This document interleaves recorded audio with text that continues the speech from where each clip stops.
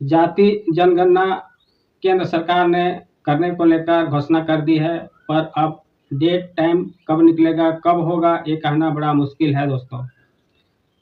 भारत के जितने भी राज्य हैं, सभी राज्यों में सभी जातियों का जनगणना किया जाएगा, यानी सभी जाति को गिनती किया जाएगा और गिन करके जो है सो उस राज्य में डाटा में रखा जाएगा कि किस जाति का कितना आबादी है। उसी तरह से झारखंड में भी जनगणना होगी और जनगणना होने के बाद डाटा बनेगा। डाटा में ये तय होगा कि झारखंड में किन जातियों का सबसे ज़्यादा आबादी है। जब इससे पूर्व में जनगणना हुई थी, उस समय सबसे ज़्यादा आदिवासी हुआ करते थे, उसके बाद कुर्मी महतो हुआ करते थे, उसके बाद और तरह की जाति होती है कि एक राज्य में बहुत जातियां पाई जाती है, लेकिन पहला स्थान झारखंड में आदिवासी और दूसरा कुर्मी जाति का था। आज इसी विषय पर हम लोग चर्चा करने वाले हैं कि केंद्र सरकार कब तक करने की घोषणा करेंगे। मोदी सरकार तो बोल दिए हैं कि जाति जनगणना कराएंगे, लेकिन कब कराएंगे इसका अभी कोई खुलासा नहीं किया गया है, टाइम डेट नहीं रखा गया है। और नहीं, अभी चुनाव का दौर चल रहा है। आप जानते होंगे बिहार में चुनाव होने वाला है, बिहार के बाद बंगाल में होगा, यूपी में होगा। इसी तरह बारी बारी से हर राज्य में चुनाव होता रहता है। कहीं मोदी जी मास्टर स्ट्रोक तो नहीं खेल दिए, जो झारखंड हम लोग को, जो झारखंड में हेमंत सोरेन मैया समान योजना मास्टर स्ट्रोक खेल करके जो राज्य की सत्ता हथियाने के काम किया है, उस तरह से कहीं केंद्र सरकार ने बिहार में जो चुनाव है, चुनाव को लेकर तो मास्टर स्ट्रोक नहीं खेले हैं। अब देखने वाली बात होगी कि कब से जाति जनगणना का सर्वे शुरू होता है। राहुल गांधी जब चुनाव हो रहा था, सांसद का जब चुनाव हो रहा था, उस समय काफी जोर से ये बात को उठाए थे कि जाति जनगणना होना चाहिए, लेकिन उस समय मोदी सरकार राहुल गांधी का बात ना मानते हुए, और आज इतना दिन के बाद में 8-10 महीने के बाद में ये चर्चा हो रही है कि जाति जनगणना के मुद्दे पर मोदी सरकार ने घोषणा कर दी है। बस टाइम नहीं निकाले कि कब से होगा सो। आइए आप समझते हैं हम लोग कि झारखंड में जाति जनगणना होगी तो किसको फायदा होगा और किनको नुकसान होगा।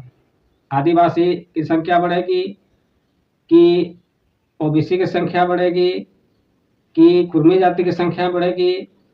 इस तरह से चुनाव जब आता है तो सरकार कोई नई योजना लेकर आती है और भारत के जनता या झारखंड के जनता को गुमराह करने का एक नया तरीका अपनाया जाता है। आप देखते होंगे कि जब भी कोई चुनाव आता है तो नेता लोग बड़ी बड़ी घोषणाएं करने लगती है, मैं ये करूंगा, मैं वो करूंगा। लेकिन आप देखने वाली बात होगी कि मोदी सरकार कब तक देश में जाति जनगणना किया जाता है। घरे घरे जाकर जाति जनगणना किया जाता है, जाति पूछा जाएगा और जाति पूछने के बाद उसको रजिस्टर मेंटेन किया जाएगा और उसके अनुसार से विधानसभा, लोकसभा और पंचायत का जो चुनाव होता है उस पर जो है सो कैटेगरी बांटेगा। झारखंड में कुल अभी हम लोग का 81 विधानसभा क्षेत्र पड़ता है, लेकिन जब ये जनगणना होगी, परिसीमन होगी, तो ये आंकड़ा बढ़कर हो सकता है 90 चला जाए, 85 चला जाए, चाहे माने 81 से बढ़ेगा, घटेगा नहीं। 81 से बढ़ेगा, घटेगा नहीं। राजनीतिक पंडितों ने भी ये दावा करते हैं कि जब राज्य का परिसीमन होगा, जनसंख्या का जाति जनगणना होगी, तो उसके अनुसार से राज्य के जो है सो सीट जो है सो हर एक राज्य का सीट कुछ न कुछ बढ़ने वाली है दोस्त। अब हम लोग ये समझते हैं कि झारखंड में जब जाति जनगणना होगी, परिसीमन होगी, ठीक ना, जनगणना परिसीमन होगी, तब जो है सो झारखंड में 81 छोड़ के कितना अधिक सीट होगा, 82 होगा, 85 होगा, 90 होगा, 100 हो सकता है। अभी फिलहाल झारखंड में 28 विधायक आदिवासी एसटी कोटा में आता है और 9 एससी कोटा में आता है। इसके बाद में जो है सो आप कुर्मी जाति का कोटा कुछ नहीं है। झारखंड में कुर्मी जाति का कोटा कोई भी विधानसभा क्षेत्रों में नहीं पाया जाता है, जबकि झारखंड में सबसे दूसरा आबादी कुर्मी महतो को बताया जा रहा है। कुर्मी महतो 28 से 30 विधानसभा में निर्णायक भूमिका निभाने के काम करता है चुनावों में, क्योंकि वहां पर ज्यादातर आबादी कुर्मी महतो का ही है।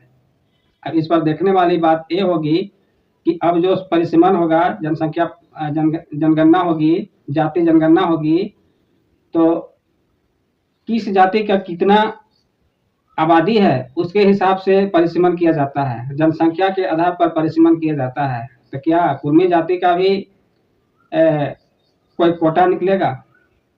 कोई विधानसभा पर कोटा निकलेगा? जैसे एसटी का है 28, एससी का 9, उस तरह से कुर्मी भी जाति बहुत ज्यादा संख्या में पाया जाता है।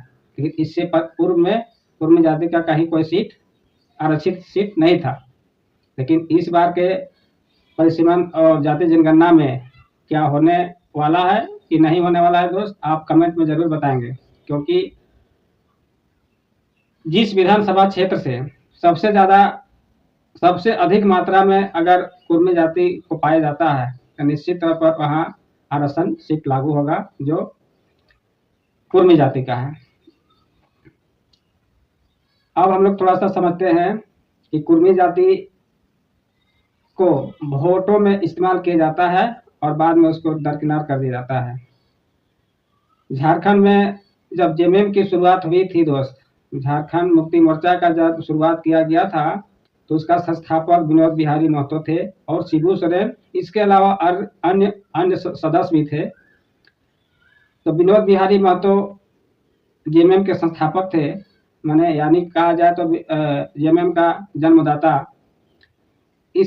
उस समय से आज तक जो है सो कुर्मी महतो लोग नेता तो बन जाते हैं लेकिन उच्च पदों पर जाने नहीं सकते हैं, विधायक तक बन जाते हैं।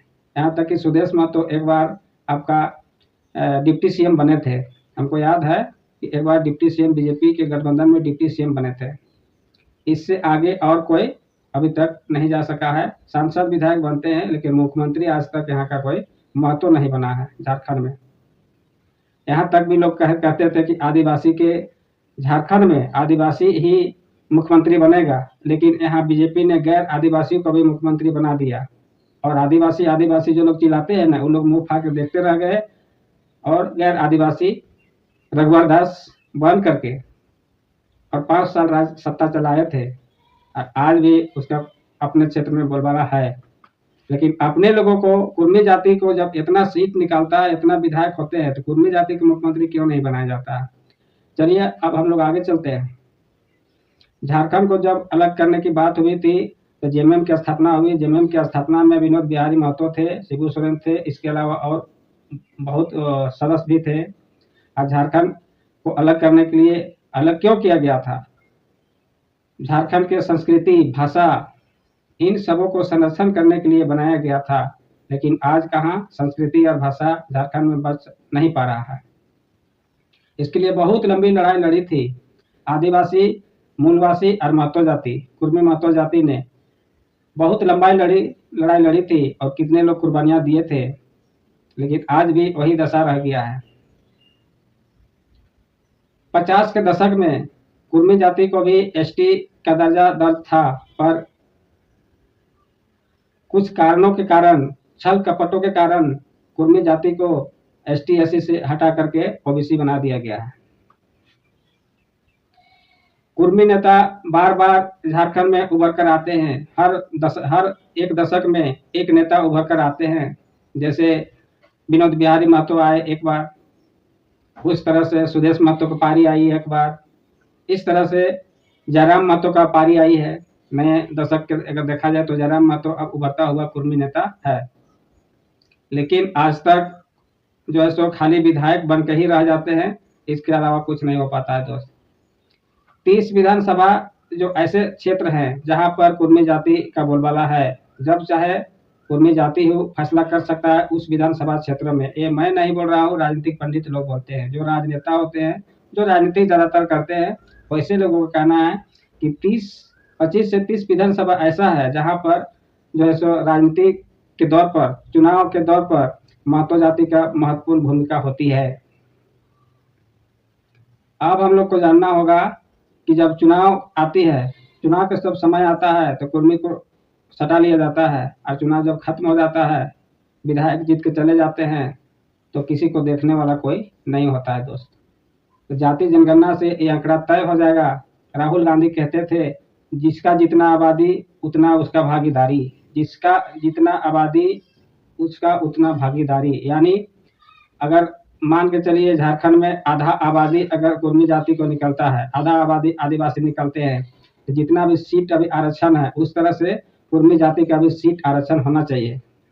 और कुर्मी जाति को सीट आरक्षित रहेगा तो वहां से कुर्मी जाति को ही चुनाव लड़ना होगा, चाहे महिला हो चाहे पुरुष हो। जैसे एसटी एससी और एससी का जो अलग अलग आरक्षण दिया गया है, उस तरह से कुर्मी जाति का भी आरक्षण मिलना चाहिए या नहीं मिलना चाहिए, आप कमेंट बॉक्स में लिख कर बताएं दोस्त। अभी तो चुनाव में आप सुनते होंगे कि जाति धर्म छोड़ करके ऊपर उठ करके आपको राजनीति करना होगा, लेकिन अब जाति भी पूछा जा रहा है।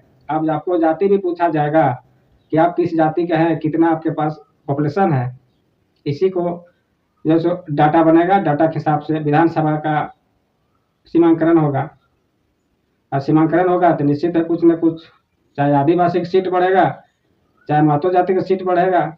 इस तरह से जो झारखंड में या पूरे भारत में सीमांकन और खास करके जनगणना होगी दोस्तों। जोहार दोस्तों, नेक्स्ट वीडियो मिलेंगे।